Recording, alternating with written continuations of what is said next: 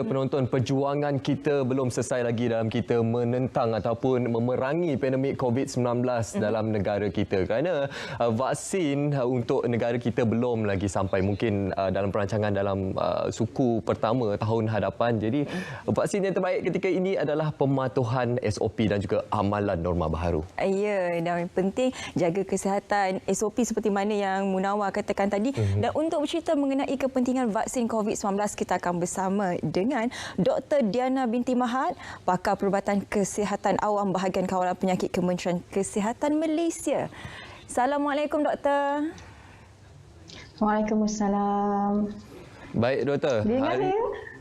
Ya, alhamdulillah, dengar. Baik, Doktor, kita sekarang ini dalam usaha untuk kita memberi pemahaman kepada penonton berkenaan vaksin. Mungkin bila kita bercakap mengenai vaksin ini, ia bukan satu perkara yang baru sebenarnya.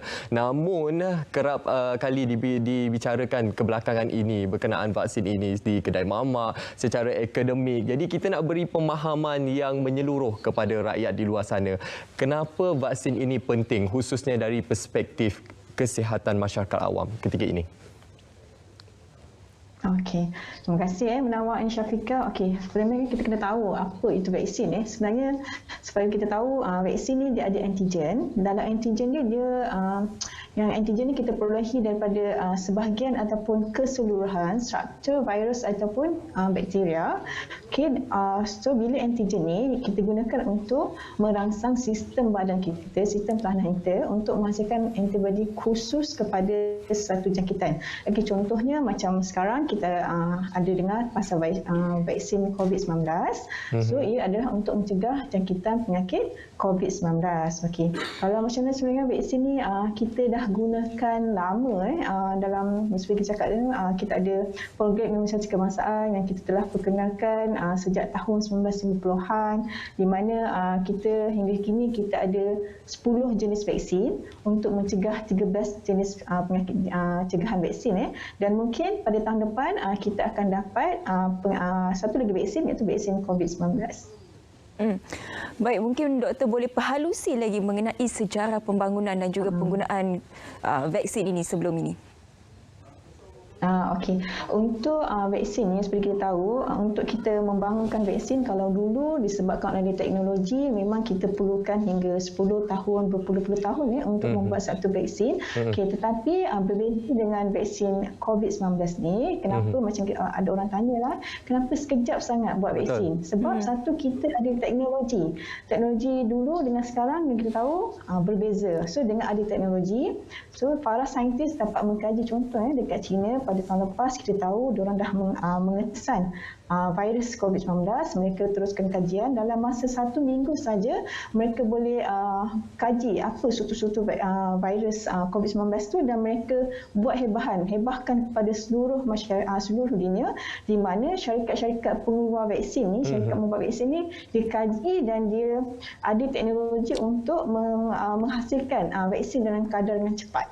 Sebab tu vaksin dapat dihasilkan dengan lebih cepat untuk COVID-19. Baik, Doktor, itu perkembangan yang sangat baik dan kita lihat Perdana Menteri mengumumkan bahawa bekalan vaksin ditingkatkan daripada jumlah 30% kepada 70%. Jadi bagaimana Doktor melihat keadaan ini untuk kita mencapai herd immunity, Doktor, dalam masyarakat? Okey, sebenarnya mungkin untuk vaksin ni, tujuan kita bagi vaksin ni ada dua. Satu, untuk mencegah jangkitan dan mengurangkan komplikasi. Yang kedua, kita nak mengurangkan wabak, mengurangkan risiko penularan jangkitan COVID lah.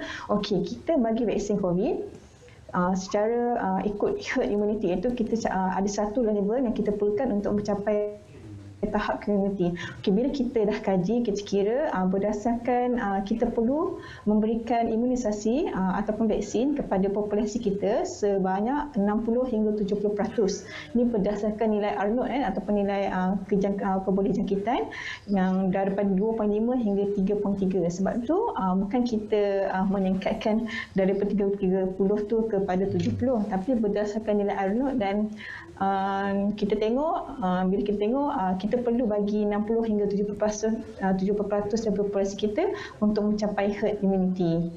Okey. Baik, Doktor. bagi pandangan doktor sendiri, adakah kita mampu ataupun kita boleh meneruskan kehidupan kita seperti dahulu kala selepas kita menerima suntikan vaksin ini ataupun kita masih lagi perlu mengikuti norma baharu? Okey, soalan tu soalan famous. Mesti orang tanya, ada vaksin boleh ke tak kita nak teruskan SOP ni? Nak kena buat juga kat SOP macam tadi ada iklankan pasal SOP pakai mask. Okey, vaksin ni seperti kita tahu sebab COVID ni dia baru dibuat. So kita tak tahu tempoh keberkesanan vaksin tersebut. Macam kita tahu vaksin, ada vaksin yang kita bagi secara setahun kena ambil, 5 tahun kena ambil. So untuk vaksin COVID-19 kita tak sure lagi. Mungkin daripada berdasarkan data kajian kita tengok tahap keberkesanan, tahap imuniti tu boleh tahan daripada 3 ke 6 bulan dan kita berharap tempoh keberkesanan tu lebih lama. Okey, satu sebab tempoh keberkesanan. Yang kedua, kita lihat pula macam tahun depan macam Perdana Menteri telah umumkan kita akan dapat bekalan vaksin, tetapi bekalan vaksin ni adalah secara berperingkat. Maksudnya kita akan dapat tapi kita berikan kepada golongan berisiko tinggi dan juga golongan yang akan mendapat komplikasi COVID-19. Okay, maksudnya walaupun ada vaksin tapi tak semua akan dapat dan secara berperingkat. So sebab tu kita masih kena amalkan SOP. Maksudnya 3W, wear, wash and warn. Begitu juga elakkan 3S. Elakkan tempat sempit, sesak dan sembang dekat perlu diamalkan lagi. Mungkin setelah kita tahu vaksin ni, keberkesanan vaksin, mungkin diberi kesan dalam masa setahun, 2 tahun atau tempoh yang lebih panjang, maka kemungkinan SOP kita akan perlonggarkan dari semasa ke semasa mengikut keperluan semasa. Baik, Doktor, pengumuman berkenaan vaksin ini mendapat pelbagai reaksi dan penerimaan dalam kalangan masyarakat kita ketika ini sehingga wujudnya golongan anti vaksin. Jadi apa nasihat Doktor kepada kelompok di luar sana yang masih kurang jelas, yang masih meragui tentang vaksin COVID-19 ini?